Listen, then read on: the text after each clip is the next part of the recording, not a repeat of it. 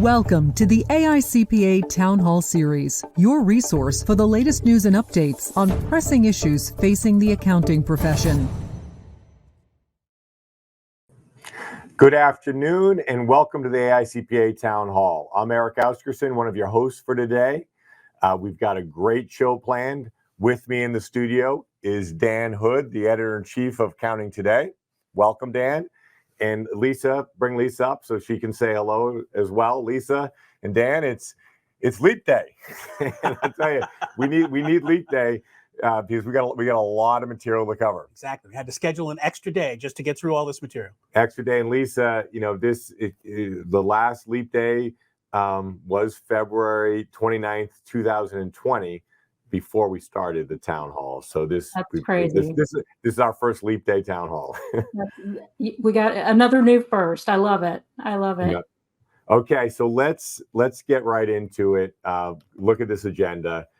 We've got six presenters today. We're going to start things off with a sneak peek of the Accounting Today Top Firm and Growth Trends Report. Some really interesting information that we're going to be covering with Dan Hood. Then Lisa's going to cover a lot of important topics in her technical update. Then Mark Peterson is going to bring us the latest from Washington, D.C. and a lot going on there that we need to be paying attention to. And then Sue Coffey, the CEO of the Public Accounting, is going to provide an update with Betsy on from the National Pipeline Advisory Group. And then we're going to close with our open forum. So let's start things off. I think all of you know Dan Hood. He's been editor-in-chief of Accounting Today since 2011. He's a graduate of Georgetown. He's also served as a business editor of the New York Daily News, production editor at the Wall Street Journal, and you're author of a number of novels. And we're lucky. We're really fortunate to have Dan Hood leading Accounting Today. He just provides tremendous insights, and you've been a really great partner for the firms and the profession. So thank you. Thank you. And look forward to diving right into this. So maybe you even want to, I think most people know about the top 100 growth trends report, but maybe a little background on that, and then let's start peeling into the numbers. All right, real quick. This is a report we've done since the early 90s. I think the first one is 1994. And every year we just go out and we ask a bunch of firms, how'd you do? How much revenue did you bring in? What's your staff look like? What's your fee splits? And one of the great things about the profession is that they share all this information so that we can then share it out to everybody else in the profession, because we were talking about this earlier, right? What the top 100 firms are doing is useful information for everybody else in the profession. I should say we also, as part of the top 100 firms, we have our regional leaders lists, which is smaller, but often pioneering, often advancing firms spread throughout the country, a little bit smaller than the top 100, but often full of just as many interesting trends and stuff like that. So it's a lot of fun to put together, a lot of work, but we couldn't do it without the profession sort of helping us out, everybody being willing to share their these results. So there's a lot of quality information in putting these surveys out and asking the questions in the right way so you get really good insights is not easy. So thank you. But let's get into it. So it's exciting when you look at the firm growth. Firm growth again, very high. So why don't we just kind of cover some of the high points? Let's jump in, right? These are results from 2023, and the big news, right? Double-digit growth, 12.88% growth across the top 100 firms, which is great. I should say it's down from last year's, which was around 18.55%. So it's about a third down, but it's still double-digit growth. Still pretty something to be excited about, and more importantly, it's way above the long-term trend over the past decade, where you leave aside the 3 to 4% growth from 2020 and 2021. Things were a little crazy, but in the 5, 6, 7 years before that, the average growth rate had been 7 to 9% roughly. So when you look at that, you say 13% growth is fantastic, particularly when you think about going into 2023. We were worried about the economy and inflation and the impact of Ukraine and a million other factors. We were looking at a very dodgy year, and it turned out, like I said, 13% growth. We should be very happy about it. We're also seeing growth in employment in terms of staffing. Staffs are up around 9%. Now that's again down from 2022's 18%. That was a crazy year again. And to be growing at 9% in terms of overall employees, given the pipeline problems that we're also concerned about, that seems pretty great. there's just a tremendous growth. We're seeing 70 firms out of the top 100 reported double-digit growth. So that's pretty strong. We're also, I should say, this includes the regional leaders. We saw similar numbers in terms of firms reporting double-digit growth among those smaller cohorts of firms across the country. So overall, it was a great year for accounting. So, and I've heard from some firm leaders it was the best year. Yeah. And one thing, and we'll be sharing the trends over the last 4 or 5 years. 2022, that 19% was impacted by very high growth from the Big Four. So when I'm talking to some firms are reporting that 2023 was their best year ever. A couple of questions already coming in. Any insights related to this growth being driven by increase in work or increase in pricing?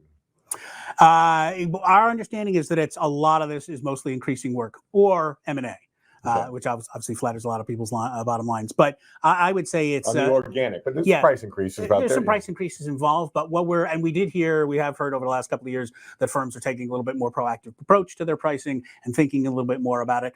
But I think most of it's coming from a lot of new service lines. We're going to talk about CAS because that's one of the big trends this year. That's relatively new. I won't say relatively. It is a new service line for a lot of firms. Enormous growth there, and it's becoming a big focus for a lot of firms. And I think when we talk about CAS, generally we hear a lot about the pricing there is not a problem, but it's a question that firms need to resolve. So you see a lot of changes in pricing over the first 2 or 3 years. Almost every firm that we talk to that does CAS says, at some point in our first 2 or 3 years, we changed our pricing. But I think it's mostly growth. There's a lot of demand for accounting services. That's well said. A lot of demand for accounting services. And on the CAS line, we'll get into it a little bit in more detail in a minute, but the firms it hasn't been as profitable as the tax and audit lines as they've been, assurance areas, as they've been building out this line. And that's one reason why they're beginning to get the pricing right. Right. So and they're also, they're investing in building out that service. But let's go into this group of billion-dollar firms. So there's you take the Big Four out, there's 12 other firms that now have $1 billion in revenue, which is super exciting. When you look back, as little as 5 years ago, you had only 8, and now we've got we've doubled that to 16 firms. 2 firms joined us this year. Those are the ones with the asterisks, if you're looking at that list. Congratulations to CohnReznick and Plante Moran for cracking $1 billion. It's fascinating. We're getting this. It used to be there was the Big Four at the top, and they were sort of their own thing. Right. And then now we're having this cadre of other $1 billion firms that are, in their own way, their own thing. They're operating in a different way from smaller firms. As they grew up, they adopted new ways of management and so on and so forth.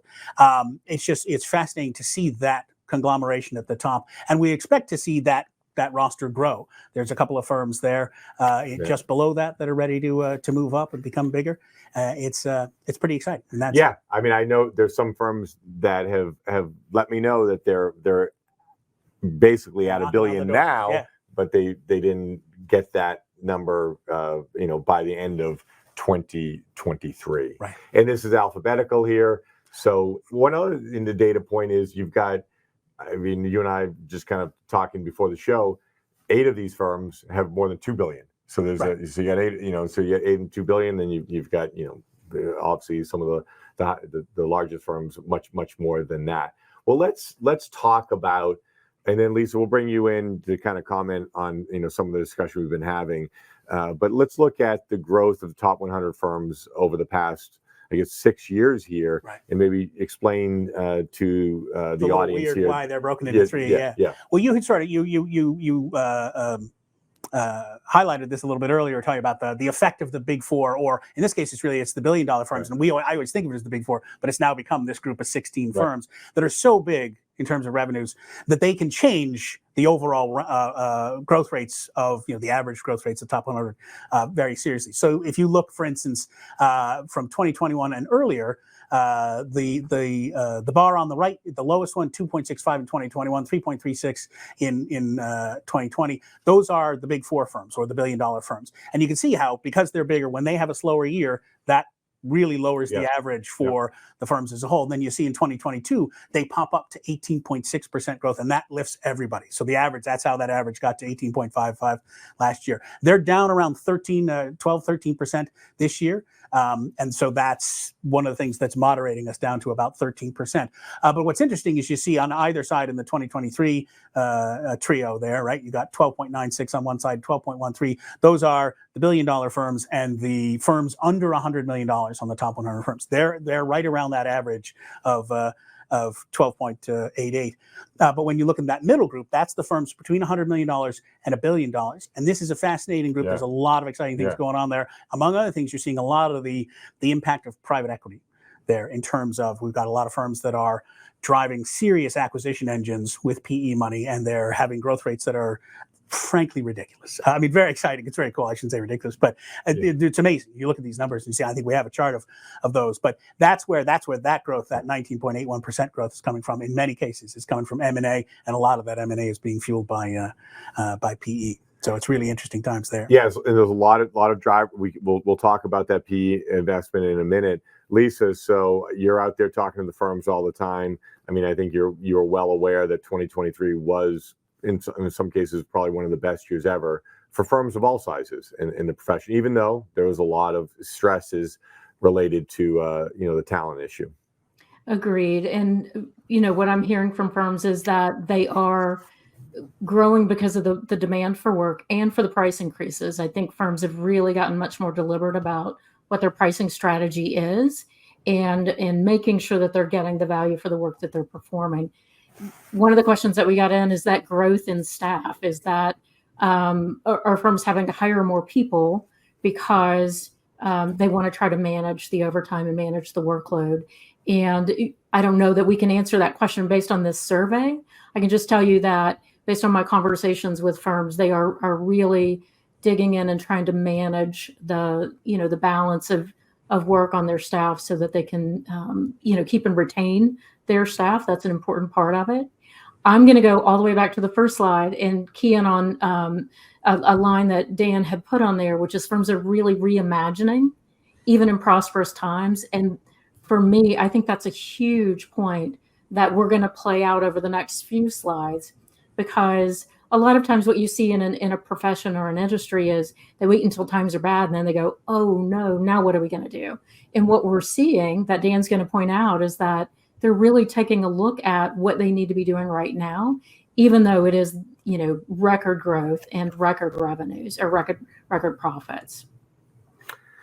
Thanks, Lisa. So why don't we, talk a little bit about the fastest growing large firms? Yep. So when you look at this, and 4 of these firms, 4 of the 6 firms do have PE investments. And just to comment on the PE investments, I mean, the exciting thing here is, the profession, the firms, they're growing.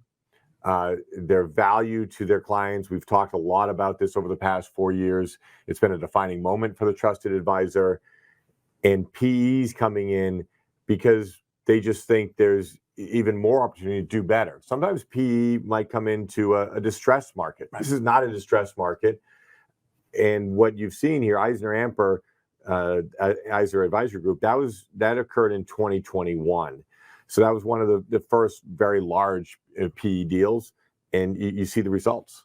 Yeah, no, they are. Yeah, as you say, this is not a distressed market. This is an opportunity play, right? They see tremendous growth and tremendous potential for growth if it's got the capital to unlock it, right? And that's what you're seeing on this. Cherry Bekaert doubled in size, pretty much doubled in size. They have, and that a lot of that's driven by their private equity investment, allowing them to do an enormous number of acquisitions. Citrus Cooperman the same way, Eisner Advisory Group the same way. Your part-time controller does have PE investment, but it only came in November of 2023. So that growth is organic. Imagine now what they're going to do with some PE money behind them, and they can combine that organic growth with the potential for mergers if they're interested in it. I'm not saying that they are, but I mean, if they were, that's tremendous growth. And then you see just throughout this cadre of people, even the firms that aren't involved in PE are just finding new ways to grow. They're finding new ways to be.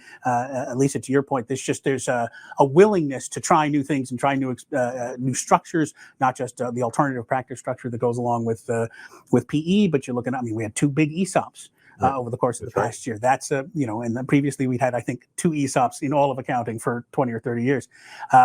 Firms are just trying new things. We lost a firm from the top 100 this year because it got acquired by a wealth management firm. When has that happened before? Firms are looking at a lot of different options and a lot of different ways to be. It's pretty exciting. Yeah, and there's organic growth. There's questions coming in, and you have to look firm by firm. Obviously, Cherry Bekaert, a lot of that is M&A, and very busy second half of 2023. But I can tell you, if you meet I've been with a number of these firms, they all have really good organic growth, and they're also thinking a lot about solutions, providing solutions, building scalable, repeatable practices, Lisa. And these are things that firms of all sizes think about. So there is a lot of learnings here that I think the small and mid firms can take from some of these trends. And what I love about the Accounting Today report is Dan's going to give you great insights. He's going to be, you'll get interviews with some of the firm leaders on what's top of mind and how they're looking at growth. So when the report comes out next week, make sure you grab it, because it does give you some really good insight into what other firm leaders are thinking and doing.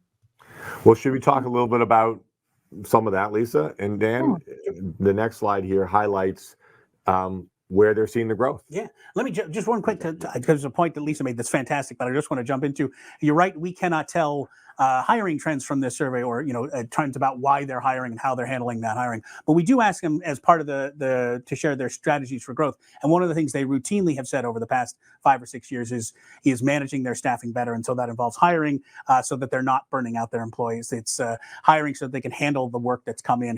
They have tremendous capacity pressures, but staffing and handling that better and doing recruiting and retention better is a definite strategic plan for all these firms, and not just the top 100. It's for the regional leaders, the smaller firms spread throughout the country that we survey as part of this as well. So I just want to throw that out, because staffing is such an important issue for them, and they really treat it as a strategic issue and not just hey, do we have enough bodies to do this? And the other element, Dan, is technology. And I was just in Las Vegas. I was in Las Vegas this week at the Sage Intacct Transform conference, and there's a lot of focus on just putting in place automation, leveraging capabilities to address some of those talent issues, as well as to just address the expansion of their service capabilities, which are highlighted here in some of the growth areas. Right. So let's dive into this. And this is really interesting. For a million years, not a million years, since 1994, since we started collecting this data, attest was routinely the area where the top 100 firms the most top 100 firms would report growth. Now, I should say this chart is just firms reporting growth in this area. It doesn't mean it's their fastest growing area. It doesn't mean it's their best. It just means it's an area where they reported growth. We give them a list of 30 or 40 areas, and they pick all the ones where they're seeing growth. Normally, Attest is alone at the top and has been for decades. Over the past 3-4 years, Cass has climbed up to the point where it now routinely flip-flops for first place with Attest. No other service area has ever done that. So that's wild that Attest is up there. 84% of firms are saying they see growth. But what's really interesting this year, and let's go to our next slide, because this really tells the story of Cass in 2023. And I think going forward, we also asked the firms to tell us, in addition to telling all the areas we were seeing growth, tell us the one area where you're seeing the fastest growth. And of the top 100 firms, 25% said they were seeing their fastest growth in Cass. And more broadly, if you look at all the firms we surveyed, include a lot of smaller firms, firms as small as $10 million in revenue in all the regional areas that we survey, 36% of those firms said Cass was their fastest growing area. We've never seen trends in this. When we looked at, when we get the list of, hey, what are all the things you listed as your fastest growing area? It's all over the map. Every firm reported something different. And that this year, so many firms centered on Cass as their fastest growing area, I think says something about how Cass is evolving and how central it's becoming to the experience of an accounting firm and the way accounting firms run. And because it's different from it's run differently from some of the other main practice areas, I think it's going to have a tremendous impact on the way firms operate going forward. It's going to change them in a significant way. And I think this is sort of the year where we're going to say, this is the year it started. This is the year where we really started to see this change happen. Well, Dan, we've been focused on this client advisory services area. There's a couple questions coming in. We should have, Lisa had the acronym spelled out on the first slide. It's client advisory services. Sometimes it's been called client accounting services.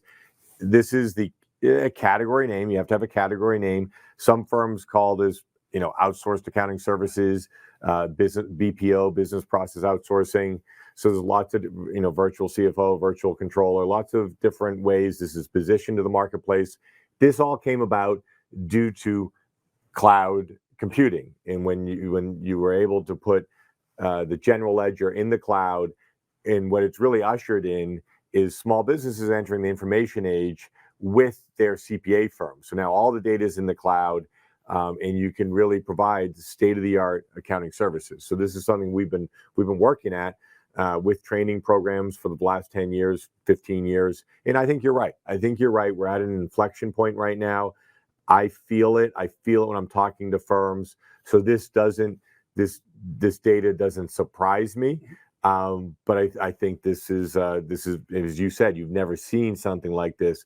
This many firms highlight that this is the fastest growing area. And I think CEOs of the large firms have been saying, hey, I'm interested in CAS. Now they're saying this is where I want to grow. And this was actually this movement, Lisa, as you know, was led by the small firms. The small firms, in many cases, were the first ones to build out this accounting service area. Using that technology that has become so crucial to advancing the profession. So they've been more nimble in that way. So this is great. When I talk to firms about growth opportunities, the slide that we had before shows Attest, CAS, SALT. I think SALT is, it's not getting any simpler. And that's a client need. So how are firms adapting to meet client needs? And I think this is a great example, a great roadmap of how firms can think about what their clients are struggling with, think about where the complexities are, and then provide the services that are going to make their clients' lives better. So.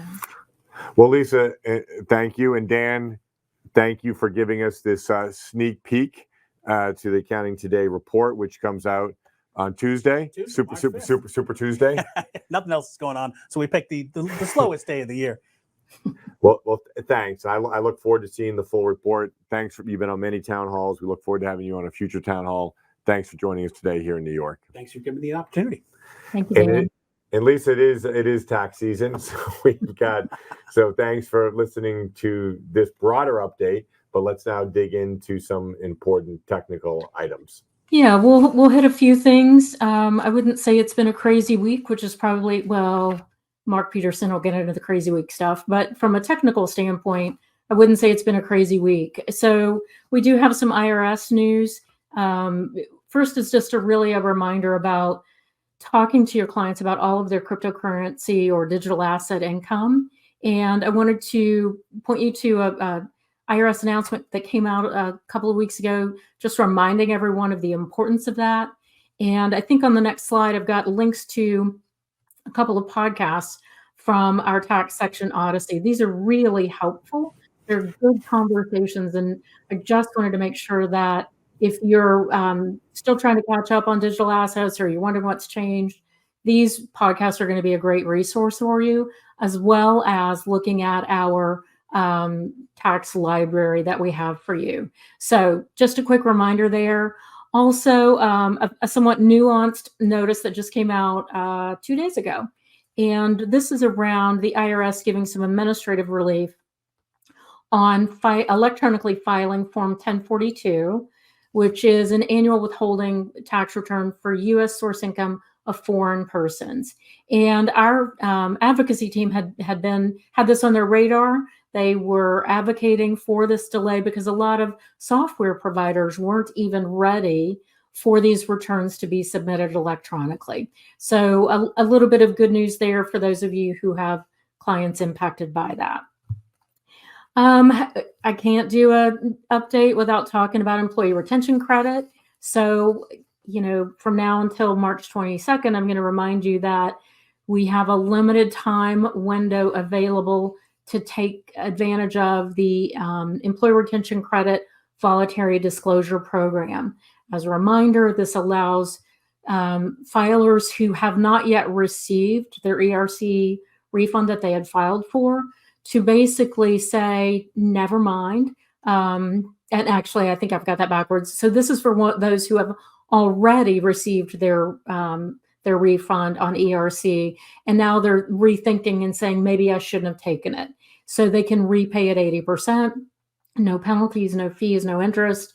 And they simply filed this application online.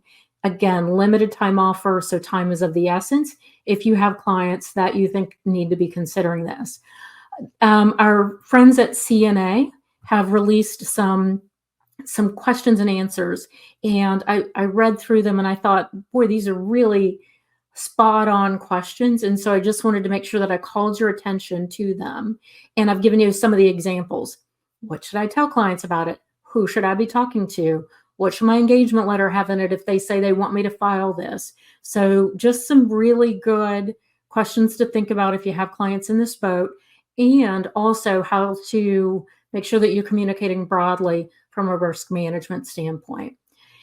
Also, a reminder, there's continued concerns about what the practitioner's responsibility is to file amended returns. And we've got a really good technical resource for you featured in the Journal of Accountancy. So I've given you a link to that article, which I guess is a great reminder that always make sure you download the slides from the resource section, because they'll give you live links to all of these resources. Okay, so we talked ERC. Of course, BOI is up next. So beneficial ownership information reporting, starting with the basics. You guys are sick of hearing about the basics, but there they are. And I'll always continue to point you to the Small Entity Compliance Guide and the FAQs that FinCEN has produced. So those are the details. What I wanted to talk with you about today was to give you an example of some of the solicitations that your clients are getting. So one of the things we've been talking with you about is making sure that you're doing broad client awareness of the BOI filing requirement. Well, there are folks out there in the atmosphere who are trying to get to your clients first, and they're sending out these forms that look very official, that have a due date on them, and they say, give us all of your information, and write us a check, and we'll take care of this filing for you. So I think in terms of your awareness with your clients, make sure that you're telling them to be on the lookout for requests like this, because this is not legit. There are absolutely legitimate filing services, and you'll be able to Google them and make sure that they are a reputable corporate filing entity, or a name that you're familiar with. Our software providers are upping their capabilities around this area. So we have technology coming that will make this easier. Again, my only point is to show you what your clients are getting so that you can help them be aware to not fall into these types of scare tactics, is what I'll call them. So we just talked about the reminders, but I also always want to point you to the resources that we have and remind you that we now have an engagement letter template for all AICPA members to take advantage of. Thanks to our friends at CNA through the AICPA member insurance program. We have some new FAQs and, of course, our BOI resource page with great articles and podcasts as well. And then just a reminder that we all continuing to offer the Reimagine Your Tax Practice sessions that are free, and got a list of those that are coming up. I always have to point out that even during busy season, you really have to take some time to take care of yourself. Your mental health, your physical health is very important to making good decisions and coming into the workday with the right approach. So we've got that coming up for you in March, and you can click on each of these and register for them individually so that you can make sure that you're getting the calendar appointment to download and those kinds of things. So just another great reminder about that awesome webcast series that we have for you. And with that, I'll bring up Mark and Eric to, I don't know, there's not a lot going on in DC, but I'm guessing Mark will find something.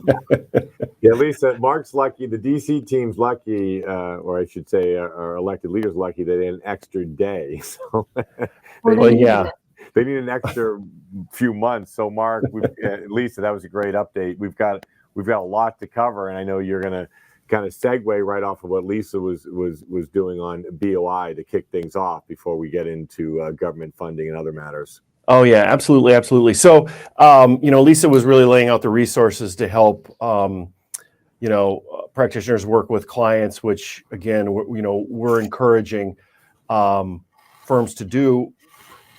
2 weeks ago, I mentioned there was an oversight hearing related to FinCEN, which is this subdivision of Treasury that's focused on BOI and implementing it.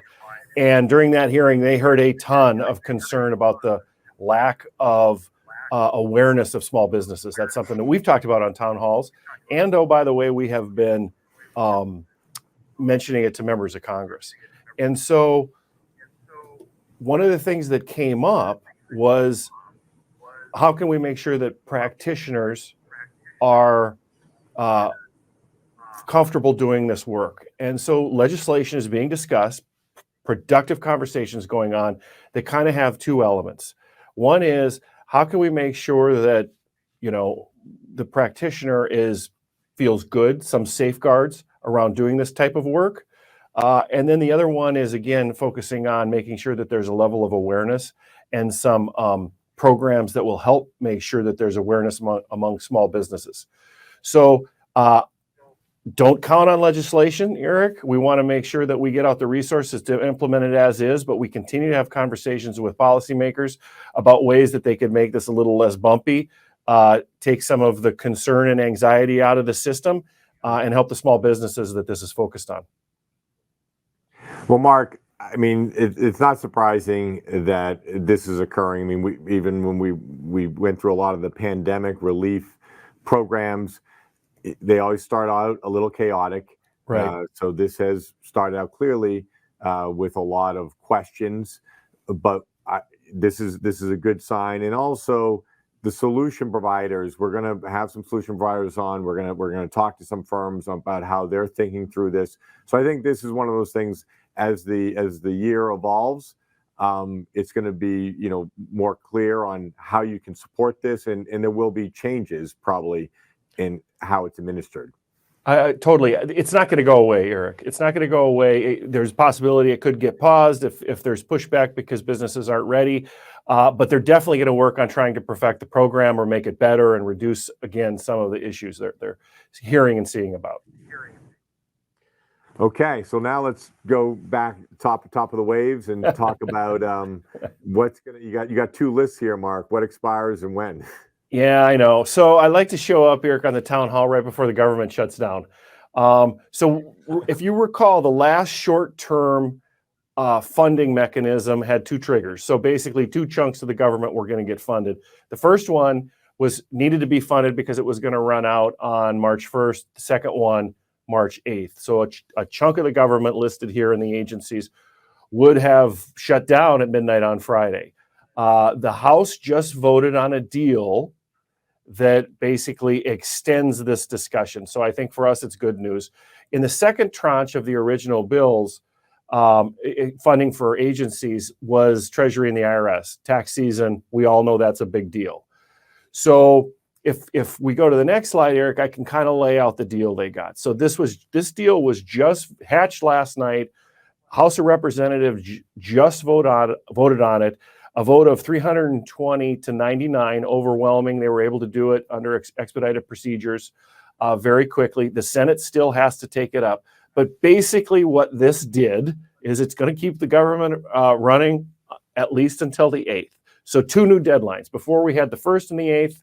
Now we have March 8th and March 22nd. So the goal is that they'll do a chunk of those bills, the bills that will fund the agencies between now and March 8th. And honestly, they're less controversial. Transportation, military construction, those bills. Decent likelihood that gets done before the 8th, so none of those portions of the federal government will shut down. Then, at the same time, they're going to be working on that second bucket that had a more controversial funding in it, which would include Treasury, ultimately the IRS. So we have until the 22nd for that to get reconciled. So good news is there's more time.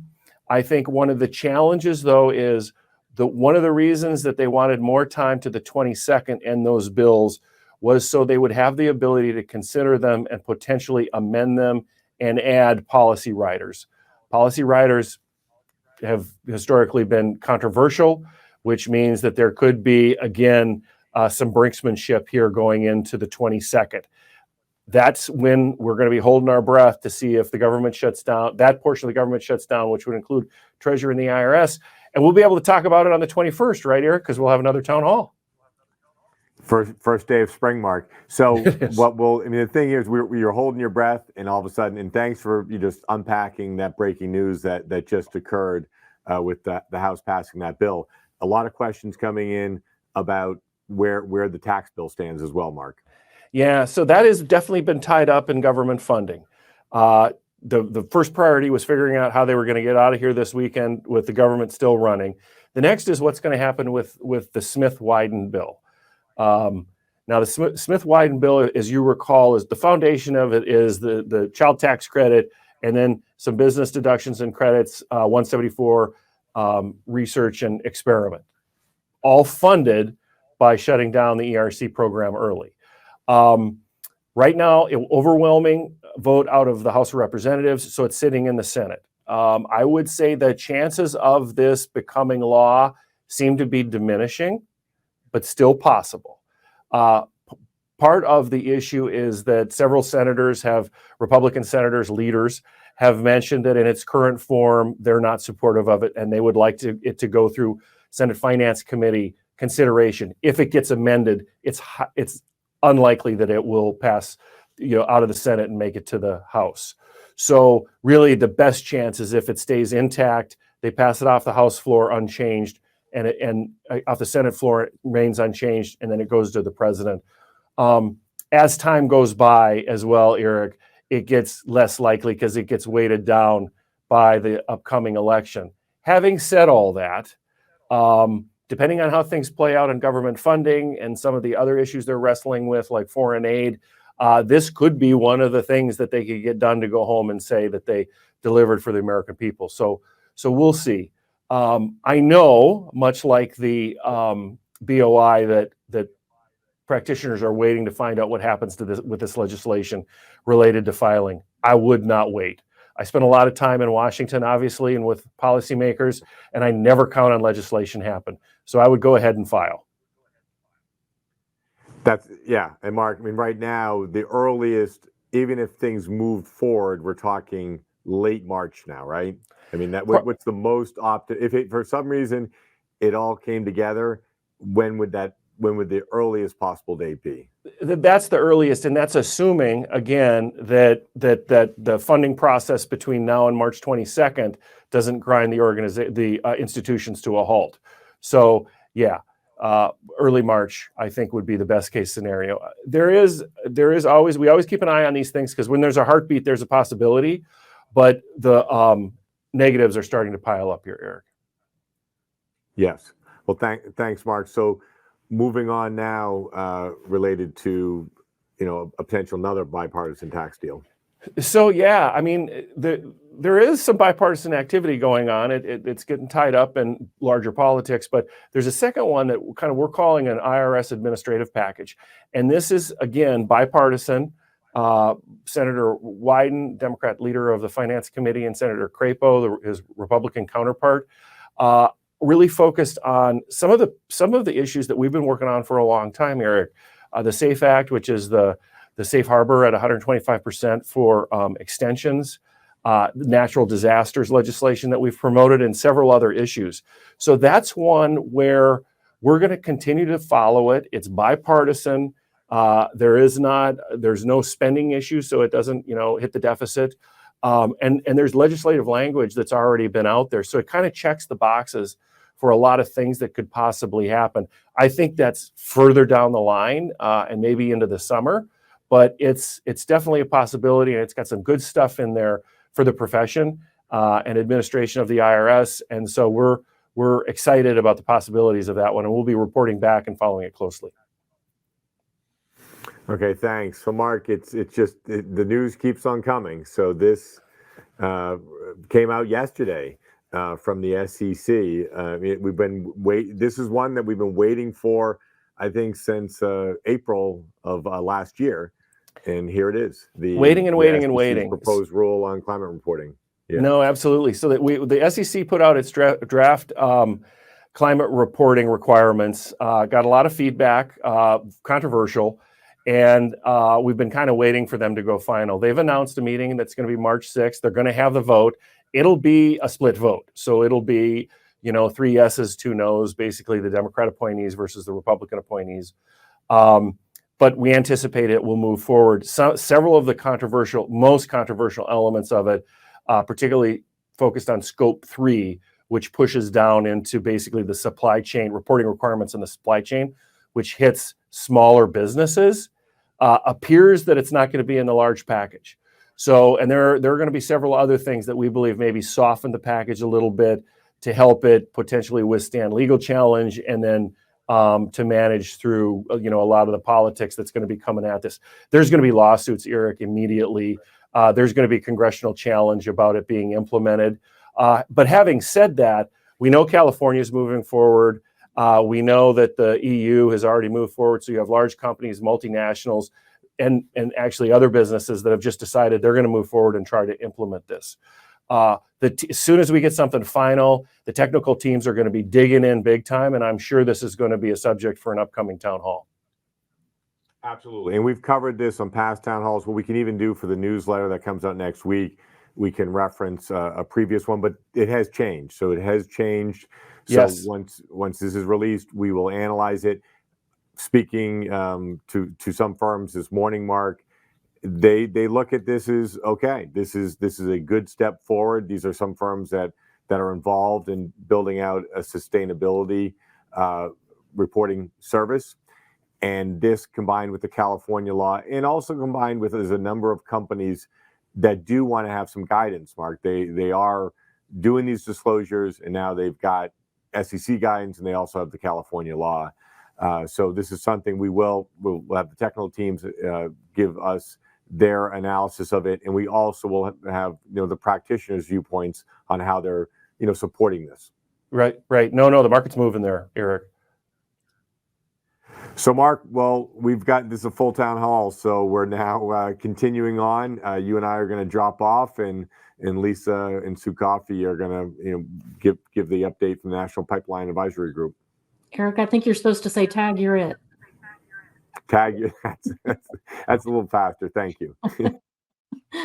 All right. I'm going to welcome Sue Coffey, our CEO of Public Accounting for the AICPA and SEMA. Sue's been on the town hall several times before, and I'm sure you all know her. But we have a longtime town hall watcher and first-time guest, and that is Betsy Kreischer. Betsy is the president of Mar Dissel, which is in Pennsylvania. She's also the volunteer chair for the Pennsylvania Institute of CPAs, and she's a member of the National Pipeline Advisory Group, which is why Sue and Betsy have joined us today, because we're going to talk about what's going on with the group, and then what the plans are and how you can add your voice to some of the solutions that they're talking about. So, Sue, let's start with you. Can you remind us about what the Pipeline Advisory Group is about and how it got started?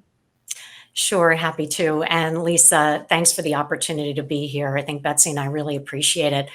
I guess to start out, just to give a little bit of context for the national effort itself, and kind of like a quick reminder of some things I spoke about with the town hall community before. About 18 months ago, we launched our Pipeline Acceleration Plan, which created all sorts of programs like the Experience, Learn, and Earn program. And we started collecting and issuing, granting more scholarships. And we've issued, as you know, Lisa, a lot of resources around firm business model transformation, right? And then just last month, we launched a completely revamped CPA exam that is a totally different structure and has totally new content that is way more relevant to our profession and really acknowledges the significant impact technology is having on our profession and our related services. But these initiatives, which are awesome, were largely AICPA focused, things that we could do organizationally and not necessarily comprehensive to include the entire profession in the solutions. So last May, AICPA's Governing Council basically directed us to develop a national strategy that is data-driven, really important, and highly inclusive of our many stakeholders. And in order to do that, we established a group called the National Pipeline Advisory Group. And that group has been working on strategies and tactics to essentially increase the number of people who are attracted to a career in accounting and then get them to CPA. So we have a lot of stakeholders in the profession, right? And we wanted to make sure that the NPAG, the acronym, because we always have to have an acronym, that those individuals and that group represented that diversity. So we've got a group of people that includes practitioners from all size firms and from all disciplines of practice. We have CPAs in business and industry. We have regulators, state society leaders, academics, diversity experts, an amazing group of people that have been working on this and meeting, I would say, almost every 2 weeks since last July. And our philosophy has been that everything is on the table, nothing is a sacred cow, and everyone's views are important. Everyone in the profession's views are important. So I mentioned data-driven. Data-driven is really important, critical to our efforts. And over the last several months, we've been gathering all of the research that we could possibly find. We started surveying stakeholders. We conducted focus groups and forums to really understand what's causing our pipeline challenges. That gets to the data-driven. And what all of that effort has revealed has been interesting, maybe not totally surprising, but we now have data to back it up, and we can focus on how we need to solve the problem. So what have we learned? I want to set aside demographics and declining birth rates because those are things we can't change, and those are things that are impacting all professions. Okay, so that kind of puts all professions a little bit behind the eight ball, right? We found that we are particularly challenged with high school students who declare accounting as a major but don't graduate with an accounting degree, getting accounting graduates through the CPA exam process and to licensure, and then young professionals in their first 5 years of employment. And what the data is basically showing us is that young adults, which I would define as high school and early college students, don't really know or understand what a career in accounting means or what it looks like, what we do and how we do it, the impact we have on communities, businesses, and individuals, or really the variety and breadth of the opportunities our profession offers. And they're making decisions based on either bad or no information. And we need to do a way better job to tell a more compelling story about our profession. We are an exciting and dynamic profession, and we don't talk about it that way. So that's one. The cost and time of our education requirement for CPA licensure is absolutely impacting this as well, as is the accounting academic experience during college. And that would include the content and the instruction of the coursework, okay? So just to give you a data point, only 1 in 8 business-related majors go on to earn an accounting degree after having taken principles of accounting. So if you think about it, that's a huge leakage point. And if we could make it 2 in 8, we'd be in a way better spot. I want to make it 8 in 8, but I know that that's grasping for straws at that point. But a couple of more points I want to make. The CPA exam is hard. We all know that. We've all taken it and passed. But the CPA exam is hard and costly. And the time required to study and prepare for the exam, coupled with the cost of the exam and test prep, all at the same time candidates are either completing their education or working, is really challenging. And we need to do a way better job of supporting those individuals to get them over the finish line, okay? The next thing I want to address is the 1 to 5 year employment experience. That's a big part of it too. Young professionals who have had a bad experience within those first 5 years go on social media and tell their horrifying stories. And that cycles back to high school and college students. So the effect is compounded. It's kind of circular. And then lastly, our profession lacks diversity, and we really need to address that. So Lisa, this is data, right? This is what the data is telling us where our greatest leakage points are and where we can make the greatest impact and focus our efforts. And now NPAG is at that solution phase. And I think that's going to be really interesting for our town hall attendees. So let's look at some of the solutions that you've gotten some feedback on, and then we'll talk about how our town hall audience can add their voice to that feedback. So if we can flip to the next slide. So let's just pick a couple of these, Sue, if you can, and call them out a little bit.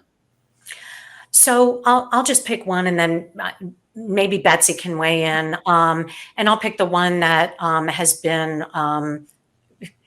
that consistently comes up in a discussion, and that is the time and cost of education, and particularly the 150 hours of education. You're going to see in our survey, and we're going to, put up a QR code because we're going to actually ask you if you'd be willing to take the survey now. It's actually pretty short, but you're going to see in our survey that we're asking questions to help us come up with solutions that add way more flexibility into the CPA licensure model. So, for example, we're going to be asking about the use of CPA exam prep courses to count for credit. Should we be looking at internships or forms of work experience differently? Is there an experiential learning model that might work? So again, we've identified that is a challenge, time and cost of education, and we're exploring a number of solutions, and we need your input as part of the survey. Betsy, what are your thoughts? Well, we aren't trying to survey every single solution that we are going to discuss in the annual report or our report at the end of this. So don't feel like because you took the survey, you shouldn't read our report.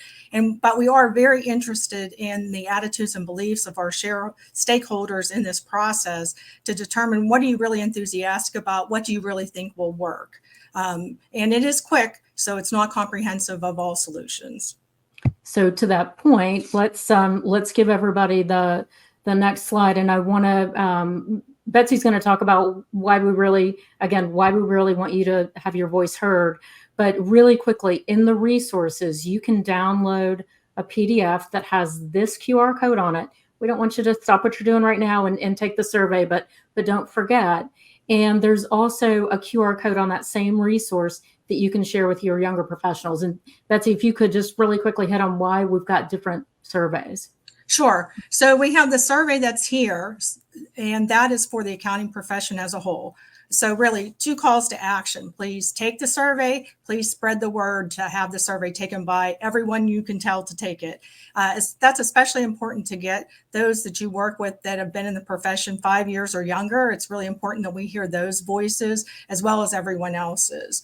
Then we have a special survey for just college accounting and business majors. You can find that survey in your materials. So again, that's focused for things that are important to them at the student level. Please make sure that you send that to your interns, to those that you have offer letters out, to the institutions that maybe you're on their alumni advisory board, to professors that you have connections with. So again, use your materials to spread the student survey, use this QR code and this website to go ahead and do the national survey for yourself and for everyone you're working with. And Sue, really quickly, what's next? And I know this isn't certainly not our last conversation about pipeline and the efforts that the group is undertaking. Yeah. So of course, thanks again for giving us the opportunity to connect with this really important community. Really, I can't stress more the importance of your voice to our efforts. So thank you in advance for taking the survey. And it really is maximum 10 minutes. So it's really quick. So next steps. We're in the survey and solution phases right now. In April, we'll start to prioritize and scope solutions with modifications made as we learn from the survey. And then we plan to release a draft report in May at our spring council meeting with a final report in July. But then the hard work starts after the report issuance. The implementation of the recommendations and partnering with stakeholders for success to get it done is probably more critical than the plan itself. So please help us with this. As I said, we need your voice, we want your voice, and it won't take a ton of time. Thank you. Eric, have you gotten a look at all the questions coming in? We've got lots of questions coming in. We're gonna have a great open forum. So Sue and Betsy, thanks for that update. Let's move to open forum and bring everybody up. So we can. Dan Hood's still here with me. You can bring him up as well. All right. So the questions. Let's start with some questions related to both, the tax filing right now with the uncertainty related to the tax bill, as well as submitting an ERC application. So, Lisa, Mark, who wants to go first and kind of give some perspective on that? Well, Lisa, I'll give you go. You do the practical. I'll do the political. I'll tell you what. Even if this bill doesn't happen, and ERC is the biggest chunk of funding, over $70 billion to it, there is a bipartisan view that the program is rife with fraud. So I believe that even if it doesn't go in this package, they will pull that out and they will use it for some other initiative, potentially all the foreign aid that's been discussed for Israel or Ukraine. And so I think that there is a high likelihood that they're going to shut down that program in order to get that revenue to use it for another initiative. Lisa? And so the flip side of that is, what do you talk to your client about? And I think from my perspective, you talk to your client about the situation, you talk about the politics, and you say, you may not get your ERC refund, but do you want me to go ahead and continue to file and you pay me the fee for it? And that is an individual by individual decision. And it's one that you need to document as you have those conversations with your clients. In terms of, the tax legislation that Mark's been talking about, do you file now? Do you extend? Again, it really is an individual by individual basis, because, we're getting a lot of feedback that, they don't trust that the IRS is going to be able to retroactively implement all of this tax changes and then just automatically fix returns. That may be possible for the child tax credit provisions, but it's certainly not going to work for the Section 174, 100% depreciation, and some of those other features of this bill, that may never make it into law. So I think it's just having a conversation and deciding extend or don't. Well, thanks. We've just got a couple minutes here. So real quick, there's lots of questions that came in, Sue and Betsy, related to the pipeline update. Here's an interesting one, Sue. Are we looking at any other models around the world as you think about advancing the pipeline here in the U.S.? Yeah, actually, we've looked at all of them as part of our research gathering phase. We've talked to a number of individuals that are subject to those models. For example, we've talked to the head of the U.S. Architects Group that has a different model than we have, and that is actually redesigning their model based on evolving market conditions. So yes, that is very much a part of it. And as I said, pretty much everything's been on the table and is on the table, and we're leveraging all of that data to come up with solutions. Well, Really thanks, Sue and Betsy. Sorry, Eric, really quickly. We're getting questions about where the survey QR codes are. They are in the materials, so in the resources within the platform here, and we'll include them in the newsletter. Absolutely. Thanks. So Dan, we're going to give you a 20-seconder here. Your readers pay a lot of attention to all that Mark and Lisa discussed. You've been listening to today's report? I keep coming back. There's just so many things going on. Like you said, we needed an extra day this year just to cover all these things and to be paying attention to all this stuff. And one of the things that keeps going through all that is looking out for your clients, right? Being on top of all these things to be able to look out for your clients. And the results are showing up, right? The times are good to be an accountant. Well said. Well, thanks, Dan. Thanks, Sue. Thanks, Betsy. Thanks, Mark. Lisa and I are going to quickly run through a couple of resources here. So, Lisa. Yep.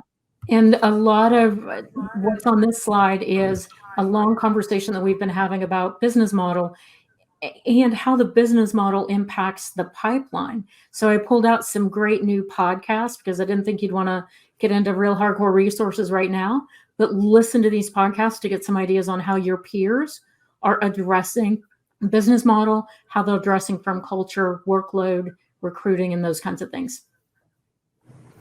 Thanks, Lisa. And we talked a lot about the client advisory, client accounting services area. Here's 3 resources you can leverage. What is CAS, the framework, for CAS. So there's a video here, there's a white paper that you can download, and then there's a blog. These are all free resources that can help you better understand what now is clearly the highest growth area for firms. So Lisa, I was corrected. Spring doesn't start on March 21st. It starts March 19th. We get lots of good comments. That was one of the comments from today.